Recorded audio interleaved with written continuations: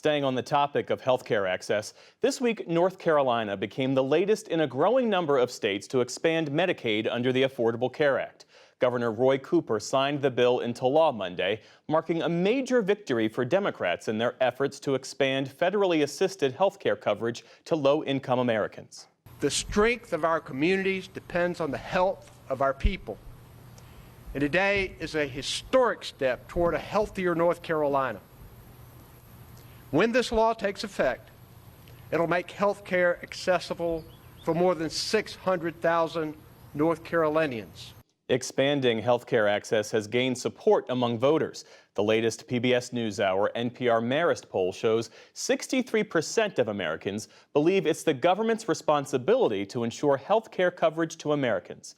For more on this latest investment in Medicaid access, we're joined by North Carolina Secretary of Health and Human Services, Cody Kinsley. Secretary Kinsley, welcome to the NewsHour. Great to be here. Thank you. North Carolina is expanding Medicaid to adults who make up to 138% of the federal poverty level. So that would be about $41,000 for a family of four. You have been traveling the state, talking to people who would benefit from this expanded access. What are you hearing and what are you seeing? You know, people are really excited. First, I want to just thank the governor for building such a broad coalition of people that have worked so hard over the last decade to get us to where we are today.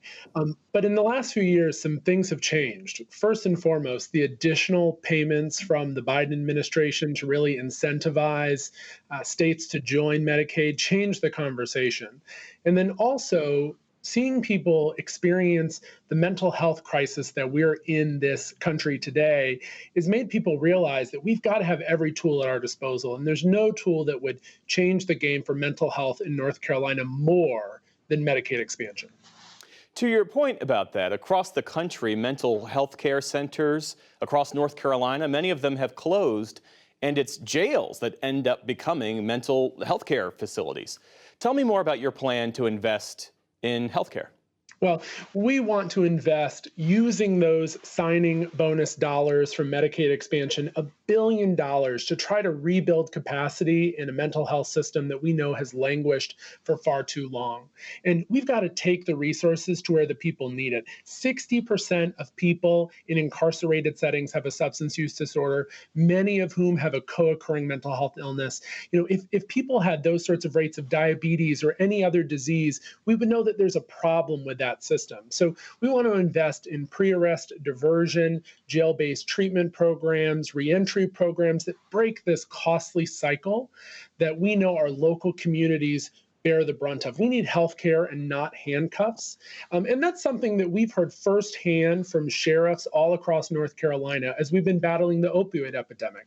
We're not going to arrest ourselves out of these issues. If we give people healthcare, divert them to treatment, give them a path to recovery, we not only heal themselves, we get to support them in healing their families and their communities. This is the right path forward, and targeting our work in the justice system is a smart investment.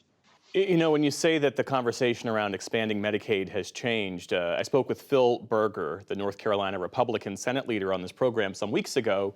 He initially objected to Medicaid expansion in North Carolina, had a change of heart. He now says it makes perfect sense. There are still some folks who have some questions about the cost, to include Donald Bryson. He runs the North Carolina-based John Locke Foundation, and he had some issues with the overall price tag. The problem is, how much is this going to cost us in the long term? What's the woodworking effect of Medicaid expansion in North Carolina? How much is this additional hospital bed assessment going to cost taxpayers in North Carolina? These are all questions that are unanswered, but it seems like we're betting everything on one-time $1.8 billion funding. So what about that? What about the cost, and what's the plan to prevent cost overruns? You know, I would have loved for us to expand Medicaid a long time ago, but the advantage of going this far down the path is we've got a lot of other proof from other states. We see that Medicaid expansion helps control costs for healthcare. It helps save rural hospitals. And we know that the federal government is committed to maintaining the 90-10 match. The plan that we've worked out to have our hospitals pay for that 10% match, this is cost contained. This is a smart investment in people. Right now we pay for this care for people no matter what when they end up in the emergency department with a stroke or a major cardiovascular event.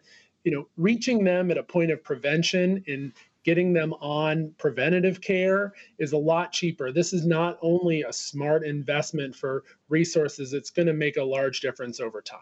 It's been more than a decade since the Supreme Court ruled that states did not have to accept Medicaid expansion under the Affordable Care Act. Nearly half of the states opted out. 40 states now have it. But what has that meant for working class North Carolinians, for seniors, for folks who live in rural areas, to have not had expanded access to health care for more than a decade? I grew up in North Carolina and I grew up without health insurance. I know firsthand what it's like to have family members try to decide whether they're going to buy food or they're going to see the doctor. Parents praying that the arm is just hurt or sprained and not broken. These are my story, like these other 600,000 stories in North Carolina that will benefit from expansion, have been, heartbreaking day by day. This last decade of waiting has meant that some of the people who started on this journey with us are no longer here because they've lost their lives. This is the right thing to do. I am glad that we are doing it now, and I hope that we can continue to invest in people because they are our greatest strength in North Carolina. Cody Kinsley is the Secretary of Health and Human Services for the state of North Carolina. Thanks for being with us. Thank you.